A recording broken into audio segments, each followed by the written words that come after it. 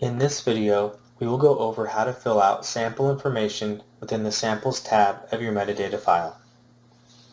When you open your Excel file, don't forget to enable macros, which will enable drop-down options. The README tab of your file contains details of what column colors are required, dark green and red, and which are required where applicable, blue, as well as information on column headers and formatting. Within this file, you'll need to complete the Sample Submission and Samples tabs. This video will cover the Samples tab. See our video titled Metadata, Completing Sample Submission tab and Metadata file for information on how to fill out the Sample Submission tab. As a note, please select your sample type in the Sample Submission tab, as this will determine which blue columns appear in the Samples tab. If you are sending multiple sample types, please fill out a separate metadata sheet for each type. For example, please fill out individual metadata Excel files for soil and plant samples. Let's navigate to our Samples tab and walk through some example metadata. EMSL requires a unique ID such as universally unique identifiers in addition to human readable sample names in column D. The human readable ID should match the ID you put on the sample tube.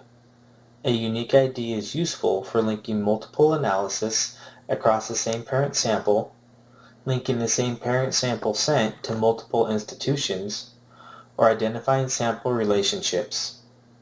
For analysis type, you can select multiple analysis types for one sample.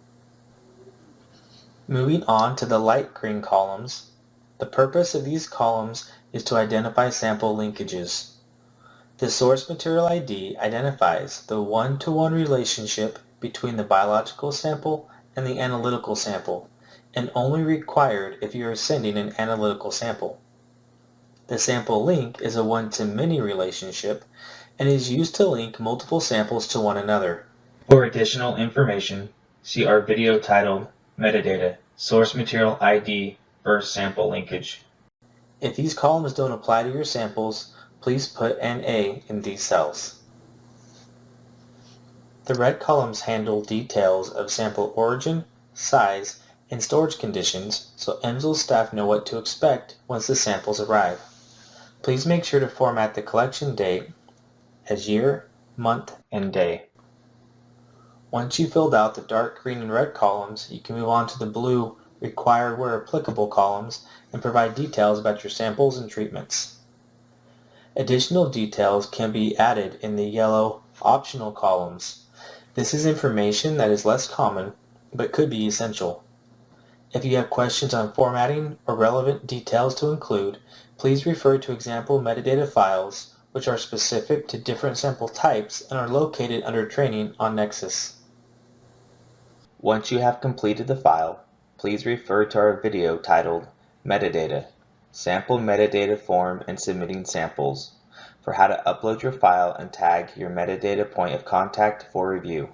For more information and other video tutorials, visit the EMSL at P&L YouTube channel.